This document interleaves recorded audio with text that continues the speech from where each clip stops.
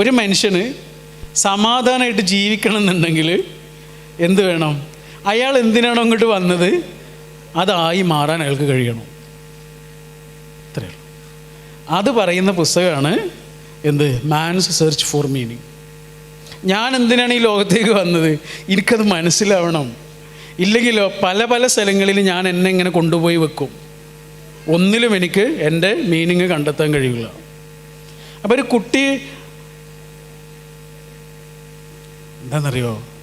ഈ ലോകത്തെ ഏറ്റവും വലിയ സ്ഥാനം എന്താണെന്നറിയോ നിങ്ങൾക്ക്? ഈ ലോകത്തിൽ ഏറ്റവും വില കൂടിയ സ്ഥലം ഏതാണെന്നറിയോ? ഏറ്റവും വില കൂടിയ സ്ഥലം എൻ്റെ അഭിപ്രായത്തിൽ 2 സ്ഥലമാണ്. ഒന്നെന്താണെന്നറിയോ? വേറെ ഒരാളുടെ പ്രാർത്ഥനയിൽ നമ്മൾക്കുള്ള സ്ഥലം. പൈസ കൊടുത്താൽ കിട്ടുമോ? വേറൊരാളുടെ ആത്മാർത്ഥമായ പ്രാർത്ഥനയിൽ നമ്മൾക്കുള്ള സ്ഥലം. പിന്നൊരു സ്ഥലം ഏതാണെന്നറിയോ?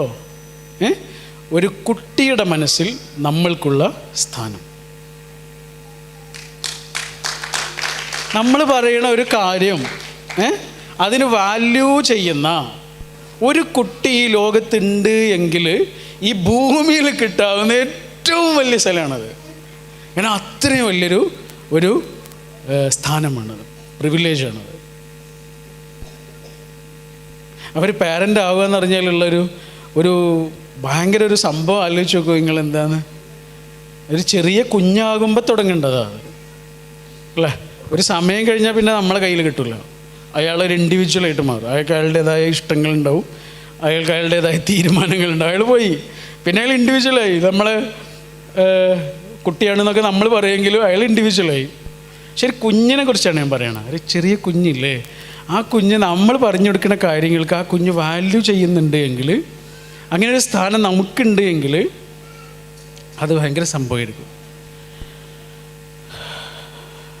അങ്ങനെ പുള്ളി ആ പുസ്തകം എഴുതിയിട്ട് ആ പുസ്തകത്തിലൂടെ എത്തിച്ചേർന്നൊരു കാര്യം ഇതാണ്: ഒരു മനുഷ്യന് ഈ ലോകത്ത് എന്തിനാണോ വന്നത് അത് അയാൾ തിരിച്ചറിയുക എന്നുള്ളതും അയാൾക്കതായി മാറാനുള്ള അവസരം ഉണ്ടാവുക എന്നുള്ളതുമാണ് കിട്ടാവുന്ന ഏറ്റവും വലിയ സംഗതി. ഈ ഭൂമിയിൽ കിട്ടാവുന്ന ഏറ്റവും വലിയ സംഗതി. പലപ്പോഴും അതായി മാറുന്നതിന് തടസ്സമായി നിൽക്കാറുള്ളത് ആരാണ്? പാരൻസാണ്. ഇപ്പം ഞാൻ ഈ പ്രോഗ്രാമിലേക്ക് വരുന്നതിന് മുമ്പ് വേറൊരു പ്രോഗ്രാമിൽ പോയിരുന്നു. അവിടെ ഒരു പ്രോഗ്രാം കഴിഞ്ഞിട്ടൊരു 1, 2, 4, 5 കുട്ടികൾ നമ്മളെടുത്ത് വന്നു. എന്നിട്ട് ആ 5 കുട്ടികളും പറയണത് ആ കുട്ടിക്ക് ഒട്ടും ഇഷ്ടമില്ലാത്തൊരു കാര്യമാണ് ആ കുട്ടിയെ കൊണ്ട് ചെയ്യിച്ചുകൊണ്ടിരിക്കുന്നത്. ഒട്ടും ഇഷ്ടമില്ലാത്തൊരു കാര്യം ആ കുട്ടി അതിനുവേണ്ടി നിർബന്ധിക്കപ്പെടുകയാണ്. നിങ്ങൾ ആലോചിച്ചു, ആ കുട്ടിക്ക് എന്തെങ്കിലും അതിൽ ഹാപ്പിനെസ് കണ്ടെത്താൻ കഴിയുമോ? മനുഷ്യന് ഏറ്റവും വില കൂടിയ സംഭവം എന്താ? ഹാപ്പിനെസ്സാണ്, പീസാണ്, ഉള്ളിൽ അനുഭവിക്കുന്നൊരു സമാധാനമാണ്. അതിനെന്ത് വേണം? എനിക്ക് ഞാനാകാൻ പറ്റണം, എനിക്ക് ഞാനായിത്തീരാനും പറ്റണം. അതാ അതിന് മക്കളെ അനുവദിക്കുക എന്നുള്ളതാണ് ആ കുട്ടികളോട് ചെയ്യാവുന്ന ഏറ്റവും വലിയ കാര്യം. അതിനെന്ത് വേണം? ഇന്നിപ്പോൾ അതൊക്കെ തിരിച്ചറിയാനൊക്കെ ഉള്ള മാർഗ്ഗം ഒരുപാട്. ഒരു കുട്ടിയുടെ ടേസ്റ്റ് എന്താണ്, ആ കുട്ടിയുടെ ഓരോ കുട്ടിക്കുള്ള എന്താണ് പറയുക, കഴിവുകൾ എന്താണ്, അയാളെ ഇൻട്രസ്റ്റ് എന്താണ്, അയാൾ ഏത് മേഖലയിൽ ശോഭിക്കാൻ സാധ്യതയുള്ള ആളാണ്, ഇതൊക്കെ നേരത്തെ തിരിച്ചറിയാനുള്ള മാർഗ്ഗങ്ങളൊക്കെ ഉള്ളൊരു കാലമാണ്. അപ്പോൾ നമ്മളെ മക്കൾക്ക് ഏറ്റവും പ്രാധാന്യം കൊടുക്കേണ്ടത് അവരുടെ ഉള്ളിൽ അനുഭവിക്കുന്നൊരു സമാധാനത്തിനാണ്. അവർ കാലാകാലം അതനുഭവിക്കട്ടെ. അതിനവരെന്താണോ ആയിത്തീരേണ്ടത് അതായിത്തീരട്ടെ. എനിക്ക് തോന്നുന്നു ഇവിടെ അതാണ് ചെയ്തുകൊണ്ടിരിക്കുന്നത്. നിങ്ങളുടെ കയ്യിലേക്ക് കിട്ടുന്നത് ഒരു ഇൻഡിവിജ്വലിനെയാണ് അല്ലേ? ഇപ്പം നമ്മുടെ കുട്ടിയെടുക്കും, ഇപ്പോൾ ആൾ നമ്മുടെ കുട്ടിയാണ്. പക്ഷേ അയാൾ നമ്മളെ കുട്ടി മാത്രമല്ലല്ലോ, അയാൾ ഏതോ ഒരാളുടെ ഇണയോ തുണയോ ആണ്, ഏതോ മക്കളുടെ രക്ഷിതാവാകേണ്ട ആളാണ്, എത്രയോ ആൾക്കാരുടെ സുഹൃത്താവേണ്ട ആളാണ്, എത്രയോ മനുഷ്യരെ പരിചയപ്പെടേണ്ട ആളാണ്, ജീവിതത്തിൽ ഏതൊക്കെയോ മേഖലയിൽ എത്തേണ്ട ഒരാളാണ് നമ്മളിങ്ങനെ മോൾഡ് ചെയ്തുകൊണ്ടിരിക്കുന്നത്. അതാണ് ഈ പുസ്തകവും പറയണത്. മാൻ സെർച്ച് ഫോർ മീനിങ് എന്നുള്ള പുസ്തകത്തിൽ പറയുന്നത് ഇതാണ്.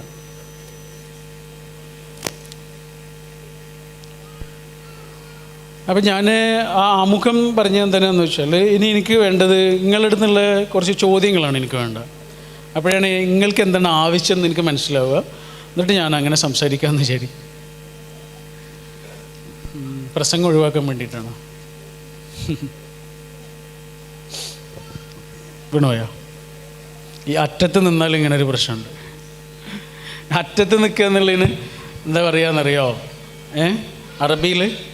അറബിയിൽ തത്തറുഫ് എന്നാണ് പറയുക.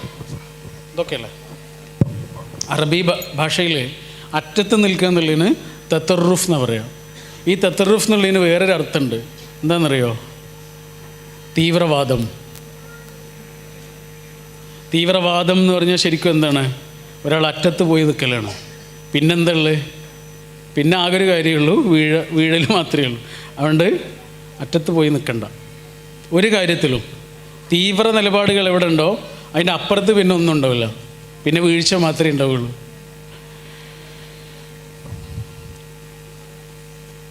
നിങ്ങളെന്തെങ്കിലും ചോദിക്കോ? ഇങ്ങനെ പോരെ? ഹലോ.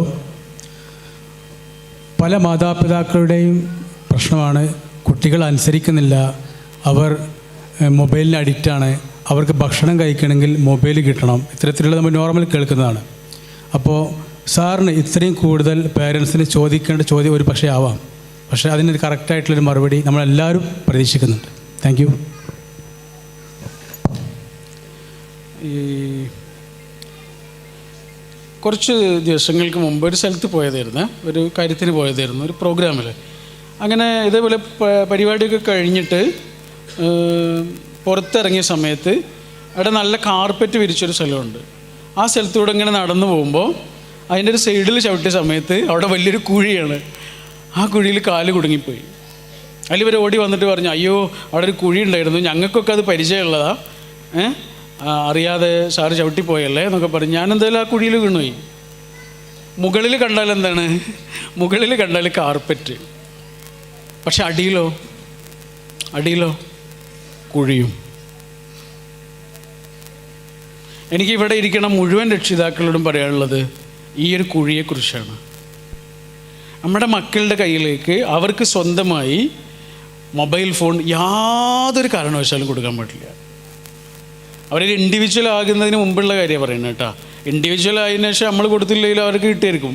അതിനെക്കുറിച്ചല്ല, നമ്മുടെ എന്താണ് നേരത്തെ പറഞ്ഞ നമ്മൾ പറഞ്ഞു കൊടുക്കുന്നതിന് വാല്യൂ ഉണ്ടാകുന്നൊരു പ്രായമുണ്ടല്ലോ, ആ പ്രായത്തിലുള്ള കുട്ടിക്ക് ഒരു കാരണവശാലും ഗെയിമൊക്കെ കളിക്കാൻ വേണ്ടി നമ്മുടെ ഫോൺ കുറച്ച് നേരം കൊടുക്കുന്നത് പോലെയല്ല, അവരുടേത് എന്ന് പറഞ്ഞിട്ടൊരു ഫോൺ കൊടുക്കലുണ്ടല്ലോ, അത് അവൻ്റെ ടാബാണ് എന്നൊക്കെ പറയുന്നത്.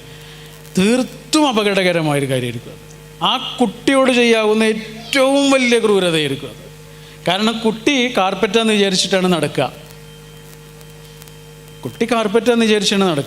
പക്ഷേ ആ കുട്ടിക്ക് കാർപ്പറ്റ് എന്ന് തെറ്റിദ്ധരിപ്പിക്കുന്ന പലതരത്തിലുള്ള സ്ഥലങ്ങളിലും കുഴികൾ ഒരുക്കി വെച്ച് കാത്തിരിക്കുന്ന വലിയൊരു നെറ്റ്വർക്ക് ഉണ്ട്.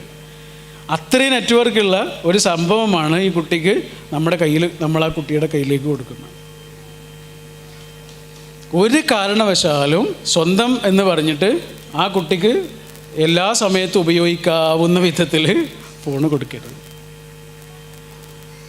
നമ്മൾ കോവിഡിൻ്റെ ഒക്കെ സമയത്ത് സ്വാഭാവികമായിട്ടും അങ്ങനെ ആയിപ്പോയിരുന്നല്ലോ. കുട്ടികളുടെ ടാബ്, കുട്ടികളുടെ ഫോൺ എന്നൊക്കെ പറഞ്ഞ് നമ്മളും അങ്ങനെ വാങ്ങിക്കൊടുത്തിരുന്നു. അപ്പോൾ നമുക്കിങ്ങനെ കൃത്യമായി മനസ്സിലായി മോൻ്റെ പെരുമാറ്റത്തിലും സ്വഭാവത്തിലും അവനിങ്ങനെ മാറുന്നത് ശരിക്കും മനസ്സിലായിരുന്നു.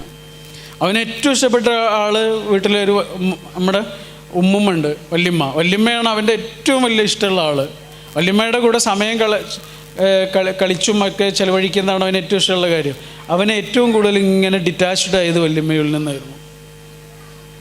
ഇത് നമ്മൾ തിരിച്ചറിയാൻ തുടങ്ങിയ ആ നിമിഷം അവൻ്റെ കയ്യിൽ നിന്ന് അത് വാങ്ങി വെക്കുന്നു. കുറച്ച് സങ്കടമൊക്കെ ഉണ്ടാവും, പക്ഷേ പിന്നെ അവന് മനസ്സിലാവും. പിന്നെ അവൻ തന്നെ നമ്മളോട് അവനെന്ന് പറഞ്ഞു, ഇനിയൊരു കുഞ്ഞുണ്ടാവുകയാണെങ്കിൽ ഒരു കാരണവശാലും ആ കുട്ടിക്ക് ഫോൺ കൊടുക്കാൻ ഞാൻ സമ്മതിക്കില്ല. ഓൻ നമ്മളോട് പറയണം, ഓൻ രക്ഷിതാവായി മാറി. കാരണം ഓന് പല വീടുകളിലും ചെല്ലുമ്പോൾ അതിൻ്റെ ഒരു അപകടം ഇങ്ങനെ കാണുന്നുണ്ട്. അവിടെ അതേ പ്രായത്തിലുള്ള കുട്ടിയൊക്കെ ഉണ്ട്, പക്ഷേ അവനെ മൈൻഡ് ചെയ്യണമെന്നില്ല. അത് ഞങ്ങൾക്ക് നേരെ അനുഭവമൊക്കെ ഉണ്ടായി. അപ്പം അവൻ പറഞ്ഞതാണ്, ഒരച്ഛനും മോളും വലിയൊരു ഷോപ്പിംഗ് മാളിലേക്ക് പോയ ഒരു കഥയുണ്ട്. ഷോപ്പിംഗ് മാൾ ഇങ്ങനെ അതിൻ്റെ ഒരു ഫ്ലോറ് നിർമ്മിച്ചുകൊണ്ടിരിക്കണുള്ളൂ, ആണ് അതിൻ്റെ കൺസ്ട്രക്ഷൻ. അപ്പോൾ ആ സമയത്ത് ഇങ്ങനെ ആ കുഞ്ഞ് ഇടയ്ക്കിടയ്ക്ക് ആ കൺസ്ട്രക്ഷനിലേക്ക് ഇങ്ങനെ പോയിട്ട് നോക്കുന്നുണ്ട്. അവിടെ ചുറ്റുമതിലൊന്നുമില്ല, വീണ് പോകാനുള്ള സാധ്യതയുണ്ട്. അപ്പോൾ പോകുന്തോറും കുട്ടിയെ അച്ഛനിങ്ങനെ പിടിച്ചു വലിക്കും. കുട്ടി പിന്നെയും പോവും, പിന്നെയും പിടിച്ചു വലിക്കും, പിന്നെയും പോവും, പിന്നെയും പിടിച്ചു വലിക്കും. പിന്നെ കുട്ടി ഓടിപ്പോയപ്പോൾ അച്ഛൻ നന്നായിട്ട് പിടിച്ചു വലിച്ചു. അങ്ങനെ ആ കുട്ടിയുടെ വളയൊക്കെ പൊട്ടിപ്പോയി. കുപ്പിവള ഉണ്ടായിരുന്നു, അതൊക്കെ പൊട്ടിപ്പോയി. അപ്പോൾ ഇവൾ കരഞ്ഞ്, ചെറിയ മുറിയൊക്കെ ആയി. കരഞ്ഞിട്ട് ഇവൾ പറഞ്ഞു, അച്ഛൻ ദുഷ്ടനാണ്, അച്ഛൻ ദുഷ്ടനാണ്, ചീത്തയാണ് എന്നൊക്കെ പറഞ്ഞു. അപ്പം അച്ഛൻ്റെ മുഖത്തൊരു പുഞ്ചിരിയായിരുന്നു. അച്ഛനിങ്ങനെ മനസ്സിൽ പറഞ്ഞു, എന്താ സാരല്ല, വള പൊട്ടിയിട്ടല്ലേ ഉള്ളൂ, മോള് വീണിട്ടില്ലല്ലോ. കുറേ കാലം കഴിഞ്ഞിട്ട് മോൾക്ക് മനസ്സിലാവും അച്ഛൻ വേണ്ടാന്ന് പറഞ്ഞ പലതും, അച്ഛൻ പിടിച്ചു വലിച്ച പലതും മോള് വലിയൊരു കുഴിയിലേക്ക് വീണ് പോകാതിരിക്കാനായിരുന്നു. അപ്പോൾ വള പൊട്ടിയിട്ടല്ലേ ഉള്ളൂ, വള വേറെ വാങ്ങിത്തന്നാൽ തീരും. ചെറിയ മുറിവല്ലേ ഉള്ളൂ, കുറച്ച് ദിവസം കഴിഞ്ഞാൽ അത് ഉണങ്ങും. പക്ഷെ താഴേക്ക് വീണാൽ അതാവില്ല അവസ്ഥ. അതുകൊണ്ട് മൊബൈൽ ഫോൺ പിടിച്ചു വാങ്ങുമ്പോഴേ ചിലപ്പോൾ കുട്ടികൾ കരഞ്ഞു എന്നൊക്കെ വരാം. പക്ഷേ വലിയൊരു കുഴിയിലേക്ക് വീഴാതിരിക്കുന്നതിന് ഒന്ന് വള പൊട്ടിയത് കൊണ്ടോ കൈ മുറിഞ്ഞത് കൊണ്ടോ യാതൊരു കുഴപ്പമില്ല എന്ന് കുറേ കാലം കഴിഞ്ഞിട്ട് അവർക്ക് മനസ്സിലാവും. ഈ അഡിക്ഷൻ എന്ന് പറയുന്നത് എന്താ, ഒരാൾ ആയതിനു ശേഷമാണ് അയാൾ തിരിച്ചറിയുന്നത്, അതിന് മുമ്പല്ല തിരിച്ചറിയുക. മലയാളത്തിൽ ആനന്ദിൻ്റെ ഒരു വളരെ പ്രധാനപ്പെട്ടൊരു നോവലുണ്ട്, ഗോവർദ്ധൻ്റെ യാത്രകൾ എന്നാണ്. വായിച്ചിറങ്ങലുണ്ടോ? നല്ല രസമുള്ളൊരു നോവലാണ്. അതിൽ ഈ ഗോവർദ്ധൻ എന്ന് പറഞ്ഞത് ഒരു അടിമയാണ്. അയാളുടെ കൂടെ ഒരു അടിമയുണ്ട്, അലിയും ഗോവർദ്ധനും അടിമകളാണ്. അപ്പോൾ ഒരു സമയത്ത് ഇവരെ യജമാനൻ മോചിപ്പിക്കും, സ്വാതന്ത്ര്യം കൊടുക്കും. സ്വാതന്ത്ര്യം കൊടുത്ത് ഇവർ അടിമകളൊന്നും അല്ലാതെ ജീവിക്കാൻ തുടങ്ങുകയാണ്. പക്ഷേ ഇവർക്ക് പിന്നെ ജീവിക്കാൻ കഴിയുന്നില്ല. കാരണം ഇവർ അടിമകളായിട്ടേ ജീവിച്ചിട്ടുള്ളൂ. അവസാനം ഇവരെന്താ ചെയ്യുന്നതെന്നറിയോ, യജമാനൻ്റെ അടുത്തേക്ക് തിരിച്ചു പോവാണ്. എന്നിട്ട് പറഞ്ഞു, ഞങ്ങൾക്ക് സ്വാതന്ത്ര്യം വേണ്ട, ഞങ്ങൾ അടിമകളായിക്കൊള്ളാം. ഇത് ആനന്ദ് പറയുന്നത് ശരിക്കും അടിമത്തത്തിനെ കുറിച്ച് പറഞ്ഞു തരാൻ വേണ്ടിയിട്ടാണ്. ഒരു മനുഷ്യനത് ആയി കഴിഞ്ഞതിന് ശേഷം പിന്നെ അയാൾക്ക് അങ്ങനെ അല്ലാത്തൊരു ജീവിതത്തെക്കുറിച്ച് അയാൾക്ക് ആലോചിക്കാൻ പോലും കഴിയില്ല. അത് ഒഴിവാക്കുന്നൊരു നിമിഷത്തെക്കുറിച്ച് ആലോചിക്കാൻ കഴിയില്ല. അതില്ലാത്തൊരു സമയത്തെക്കുറിച്ച് ആലോചിക്കാൻ കഴിയില്ല. ഈ എന്തായിരുന്നു, മിഷേൽ എന്ന് പറഞ്ഞ വലിയൊരു സൈക്കോളജിസ്റ്റ് ഉണ്ടായിരുന്നു കേട്ടോ. അവരൊരു ടീച്ചറായിരുന്നു. അപ്പോൾ ഒരു ചെറിയ പ്രായത്തിലുള്ള കുറേ കുഞ്ഞുങ്ങൾ അവർ ഒരു ക്ലാസ് റൂമിൽ ഇങ്ങനെ നിരത്തി, 40 കുഞ്ഞുങ്ങളാണ്, ചെറിയ പ്രായത്തിലുള്ള കുഞ്ഞുങ്ങൾ.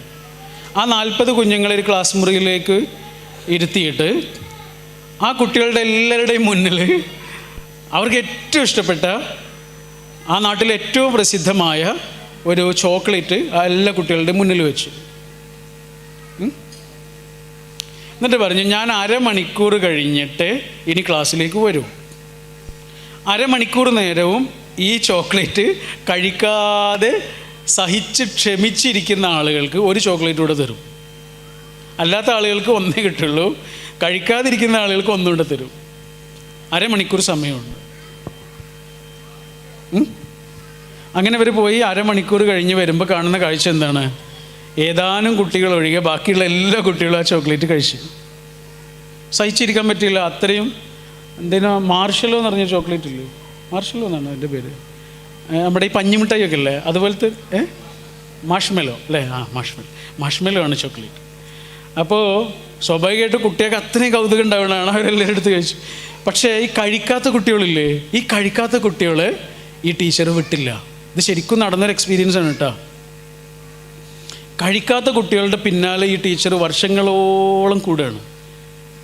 അവരെ പെരുമാറ്റത്തിലും ജീവിതത്തിലും ഒക്കെ ഉണ്ടാവുന്ന കാര്യങ്ങൾ. അതേസമയം കഴിച്ച കുട്ടികളില്ലേ, ആ കഴിച്ച കുട്ടികളുടെ ജീവിതത്തെയും ഇവർ നിരീക്ഷിക്കുന്നുണ്ട്. എന്നിട്ട് അവരെത്തിച്ചേർന്ന ഒരു നിഗമനത്തെക്കുറിച്ച് അവരെഴുതിയ ചെറിയൊരു ലേഖനമുണ്ട്. ആ ലേഖനത്തിൽ പറയാണ്, അരമണിക്കൂർ നേരം ആ മിഠായി കഴിക്കാതെ ക്ഷമിച്ചിരുന്ന കുട്ടികൾ അവരുടെ ജീവിതം മുഴുവനും, അവരുടെ യൗവനം വരെ ആണ് ടീച്ചർ അവരെ ഫോളോ ചെയ്യുന്നത്, യൗവനം വരെ അവരുടെ സ്വഭാവത്തിലും പെരുമാറ്റത്തിലൊക്കെയുള്ള ഒരു അച്ചടക്കത്തെക്കുറിച്ചാണ്.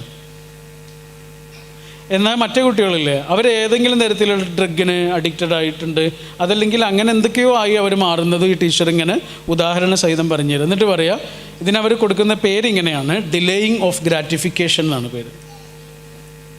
എന്താണ് ഡിലേയിങ് ഓഫ് ഗ്രാറ്റിഫിക്കേഷൻ എന്ന് പറഞ്ഞാൽ വലിയ സന്തോഷത്തിന് വേണ്ടി ഒരാൾ കാത്തിരിക്കുന്നൊരു കാലത്തെക്കുറിച്ചാണ്. 2 ചോക്ലേറ്റ് കിട്ടാൻ വേണ്ടിയിട്ട് അരമണിക്കൂർ നേരം ഒരാൾ കാത്തിരിക്കുന്നതിൻ്റെ പേരാണ് എന്ത്?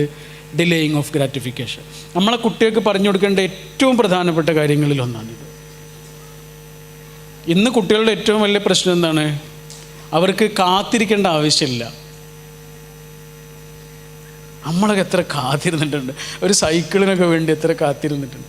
ഇന്ന് എന്താണ് പറയണത്? അത് റെഡിയല്ലേ, എവിടെയും കാത്തിരിക്കണ്ടല്ലോ, എവിടെയും കാത്തിരിക്കണ്ട. ഒരു ബാത്റൂമിന് വേണ്ടി കാത്തിരിക്കേണ്ട, ഒരു സമ്മാനത്തിന് വേണ്ടി കാത്തിരിക്കേണ്ട, അവരുടെ ഒരു മോഹത്തിന് വേണ്ടി കാത്തിരിക്കേണ്ട. അതുകൊണ്ട് ഇവർക്ക് പതുക്കെ അവരുടെ വ്യക്തിത്വത്തിൽ തന്നെ അതിങ്ങനെ പ്രകടമാകും. അവർക്ക് കാത്തിരിക്കാൻ കഴിയില്ല. അവരുടെ മുന്നിൽ വരുന്നൊരു കാര്യത്തിന് അവർ പെട്ടെന്ന് വൾണറബിൾ ആയിരിക്കും. കുട്ടികൾക്ക് പഠിപ്പിക്കേണ്ട ഏറ്റവും പ്രധാനപ്പെട്ട കാര്യങ്ങളിലൊന്നാണ് ഡിലേയിങ് ഓഫ് ഗ്രാറ്റിഫിക്കേഷൻ. ഞാൻ പറഞ്ഞ നിങ്ങൾക്ക് മനസ്സിലായോ എന്താണ്?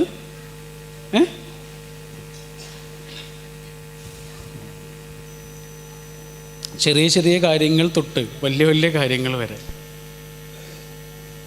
ഒരിക്കൽ നമ്മളോട് ഒരു കുട്ടി ചോദിച്ചു, നിങ്ങൾ കണ്ടിട്ടുണ്ടോയെന്നറിയില്ല, 10ാം ക്ലാസ് പഠിക്കുന്ന കുട്ടിയാണ് ചോദിക്കുന്നത് പ്രണയത്തെക്കുറിച്ച്. ഞങ്ങൾക്ക് ആ സമയത്തുണ്ടായേക്കാവുന്ന പ്രണയത്തെക്കുറിച്ച്, ഞങ്ങളതിൽ പെട്ടുപോയേക്കാവുന്നതിനെക്കുറിച്ചൊക്കെയാണ് ചോദിക്കുന്നത്. അപ്പം മനസ്സിൽ വന്നൊരു ആശയം കുട്ടികളോട് പറഞ്ഞിരുന്നു. അത് ശരിക്കും ഡിലേയിങ് ഓഫ് ഗ്രാറ്റിഫിക്കേഷനായിട്ട് കണക്റ്റഡ് ആയിരുന്നു. എന്ന് പറഞ്ഞാൽ ഞാൻ അവരോട് പറഞ്ഞു, നിങ്ങളെല്ലാവരും എൻ്റെ വീട്ടിൽ വരിക എന്ന് വിചാരിക്കൂ. എൻ്റെ വീട്ടിലേക്ക് വരുമെന്ന് തലേ ദിവസം പറഞ്ഞു. ഉച്ചയ്ക്ക് വരുന്നാണ് പറഞ്ഞത്. അങ്ങനെ ഞാൻ അവളോട് പറഞ്ഞു, ഉച്ചയ്ക്ക് കുട്ടികൾ വരുന്നുണ്ട്, നല്ല ബിരിയാണിയൊക്കെ ഉണ്ടാക്കണം. അങ്ങനെ ബിരിയാണിയൊക്കെ ഉണ്ടാക്കാനുള്ള ജോലികൾ ഇങ്ങനെ നടന്നുകൊണ്ടിരിക്കുന്ന സമയത്താണ് നിങ്ങൾ വിളിച്ചിട്ട് പറയുന്നത് ഞങ്ങൾ രാവിലെ തന്നെ വരുമെന്ന്. അപ്പോഴേക്ക് 10 മണിയായിട്ടുണ്ട്. അങ്ങനെ നിങ്ങൾ വരും. പെട്ടെന്ന് വരുന്നത് കൊണ്ട് നല്ല ബ്രേക്ക്ഫാസ്റ്റ് ഒന്നും ഉണ്ടാക്കാൻ കഴിയില്ലല്ലോ, എന്തെങ്കിലും ഉപ്പുമാവൊക്കെ അല്ലേ ഉണ്ടാക്കുക. അങ്ങനെ ഉപ്പുമാവൊക്കെ ഉണ്ടാക്കിയിട്ട് നിങ്ങൾ 10 മണിക്ക് വരുമ്പോഴേക്കും ഞങ്ങൾ ഉപ്പുമാവൊക്കെ റെഡിയാക്കി വെച്ച്, നിങ്ങൾ ആ സമയത്ത് നിങ്ങൾ ഉപ്പുമാവാണ് കഴിക്കുക, അതല്ലേ കഴിക്കുക. പക്ഷെ ബിരിയാണിയുടെ നല്ല മണമുണ്ടാവും. അടുക്കളയിൽ ബിരിയാണി തയ്യാറായിക്കൊണ്ടിരിക്കുകയാണല്ലോ. പക്ഷെ 10 മണിക്ക് ആരെങ്കിലും ബിരിയാണി കഴിക്കുമോ? ഉപ്പുമാവ് റെഡിയായിരിക്കില്ലേ? ബിരിയാണി കഴിക്കേണ്ടത് എപ്പോഴാണ്? 1 മണിയോ 2 മണിയോ 12:30 ആകുമ്പോഴല്ലേ. കുട്ടികൾ അപ്പോഴേക്ക് കൈയടിച്ച് അവർക്ക് കാര്യം മനസ്സിലായി. ഇതാണ് ഡിലേയിങ് ഓഫ് ഗ്രാറ്റിഫിക്കേഷൻ. 10ാം ക്ലാസ്സിൽ നടക്കേണ്ട കാര്യത്തിൻ്റെ പേരല്ല പ്രണയം. ഇപ്പം 10ാം ക്ലാസ്സിൽ എനിക്കൊരു പ്രണയം ഉണ്ടായി. ഞാൻ എൻ്റെ ഫാമിലിയോട് പറഞ്ഞു, എനിക്കിങ്ങനെ ഒരു പ്രണയമുണ്ട്, ഞാൻ ആ കുട്ടിയെ കല്യാണം കഴിക്കട്ടെ എന്ന് ചോദിച്ചു. എൻ്റെ വാപ്പയും ഉമ്മയൊക്കെ സമ്മതിച്ച്. അങ്ങനെ ഞാൻ ആ 10ാം ക്ലാസ്സിൽ ഞാൻ കണ്ട, എനിക്കിഷ്ടപ്പെട്ട, എനിക്ക് ആ സമയത്ത് വളരെ ചോയ്സായി തോന്നിയ ഒരു കുട്ടിയെ ഞാൻ കല്യാണം കഴിച്ചു എന്ന് വിചാരിക്കുക. ഒരു 25-26 വയസ്സാകുമ്പോൾ എനിക്ക് മനസ്സിലാവും എൻ്റെ ജീവിതത്തിലെ ഏറ്റവും റോങ് ആയൊരു ഡിസിഷനായിരുന്നു അത്. കാരണം 10ാം ക്ലാസ്സിൽ പഠിക്കുന്ന സമയത്ത് ഒരാളുടെ ചോയ്സ്, ഒരാളുടെ ഇൻട്രസ്റ്റ്, ഒരാളുടെ കാഴ്ചപ്പാടുകളല്ല അയാൾ മുതിർന്ന സമയത്തായി മാറുക. ആ 26 വയസ്സ് വരെ ഒരാൾ കാത്തിരിക്കുന്നതിൻ്റെ പേരാണ് എന്ത്? Delaying of gratification. ഇത് ഓരോ കാര്യത്തിലും. ഈ പഠനത്തിൽ പറയുന്നത് ഡ്രഗിന് ഏറ്റവും കൂടുതൽ അഡിക്റ്റഡ് ആയിട്ടുള്ള കുട്ടികളെക്കുറിച്ച് പറയുമ്പോഴും ഇതാണ് അവർ പറയുന്നത്. ആ വൾണറബിളായ കുട്ടികളില്ലേ, ക്ഷമിച്ചിരിക്കാൻ കഴിയാത്ത കുട്ടികളില്ലേ, എന്തിലേക്കും വൾണറബിളായിരിക്കും. അപ്പോൾ അഡിക്ഷനൊക്കെ പലപ്പോഴും നമ്മുടെ വീട്ടിൽ നിന്ന് തുടങ്ങുന്നതാണ്, നമ്മൾ പഠിപ്പിച്ചു കൊടുക്കുന്നതാണ്. കുട്ടികൾ അങ്ങാടി പോയിട്ട് വാങ്ങിയതല്ലല്ലോ ഈ സാധനങ്ങൾ. അവരുടെ കയ്യിൽ അത് വാങ്ങാനുള്ള പൈസയില്ല. പിന്നെ എങ്ങനെ അവരുടെ കയ്യിലേക്ക് അത് എത്തി? എന്നിട്ട് അഡിക്ഷനെ കുറിച്ച് പരാതി പറയുകയാണോ? ഉത്തരവാദി ആരാണ്? മൊബൈൽ ഷോപ്പിൽ പോയിട്ട് അത് വാങ്ങിയത് ആ കുട്ടിയാണോ? നമ്മൾ വാങ്ങിക്കൊടുത്തൊരു സാധനം കാരണം നമ്മളെ തന്നെ ആ കുട്ടി അവഗണിക്കുന്നതിനേക്കാൾ വലിയ ദുഃഖം, സങ്കടമുള്ള വേറൊരു കാര്യമുണ്ടെന്ന് ആലോചിച്ച് നോക്കൂ. പഠിച്ചവൻ്റെ കാര്യം ഇങ്ങനെ തന്നെ. പഠിച്ചവൻ തന്നൊരു കാര്യം കാരണം നമ്മൾ പഠിച്ചവനെ മറന്ന് എങ്ങനെ ഉണ്ടാവും? പഠിച്ചവൻ തന്നൊരു കച്ചവടം, ആ കച്ചവടം കാരണം നമ്മൾ പഠിച്ചവനെ തന്നെ മറന്ന്. ഇതേപോലെയാണ് നമ്മൾ വാങ്ങിക്കൊടുത്തൊരു സാധനം കൊണ്ട് ആ കുട്ടി നമ്മളെ തന്നെ അവഗണിക്കുന്നതിനെ കുറിച്ച് ആലോചിച്ച് നോക്കൂ. കുട്ടികളതിൽ ചെറിയ കുറ്റക്കാരാ, ബാക്കിയൊക്കെ നമ്മളാ. ഇപ്പോൾ ഭക്ഷണം കഴിക്കാത്തൊരു കുട്ടിക്ക് ഇത് ഇട്ടുകൊടുക്കുമല്ലോ, വീഡിയോ ഇട്ടുകൊടുക്കും. വളരെ നല്ലൊരു കാര്യമാണ്. കാരണം പാട്ടല്ലേ, എന്തെങ്കിലും പാട്ടോ കാർട്ടൂണൊക്കെ അല്ലേ കാണിച്ചെടുക്കുക. ഓക്കെ, കുട്ടി അത് കാണുകയാണ്. പിറ്റേ ദിവസവും കുട്ടി അത് കാണുകയാണ്. പിറ്റേ ദിവസം അത് കാണുകയാണ്. പിന്നെ കുട്ടിക്ക് ചോറ് വന്നു, പപ്പടം വന്നു, കറി വന്നു. മൊബൈൽ വന്നില്ല, അതുവരെ കുട്ടി കാത്തിരിക്കുകയാണ്. ഈ സാധനത്തിൻ്റെ ഒരു ശീലമായി മാറുകയാണ്. ഭക്ഷണം കിട്ടുന്നുണ്ടോ, അതിൻ്റെ കൂടെ ഇതും കിട്ടും എന്ന് വരുത്തിയത് ആരാണ്? ആ കുട്ടിയാണോ മുന്നിൽ കൊണ്ടുവന്ന് വെച്ചത്? പാരൻറ്റിങ് എന്ന് പറയുന്നത് ചെറിയ ഉത്തരവാദിത്തമല്ല, എന്തൊക്കെ ചെയ്യുന്നു എന്നുള്ളത് മാത്രമല്ല, എന്തൊക്കെ ചെയ്യാതിരിക്കുന്നു എന്നതിന് കൂടിയാണ് പാരൻറ്റിങ് എന്ന് പറയുക. നമ്മൾ ചോദിക്കുന്ന എല്ലാ സാധനങ്ങളും പഠിച്ചോൻ തരുന്നില്ലല്ലോ. ഈശ്വരൻ നമ്മൾ ചോദിക്കുന്ന എല്ലാം തരുമോ? ഈശ്വരനാണ് നമ്മൾ രക്ഷിതാവ് എന്ന് പറയുക അല്ലേ?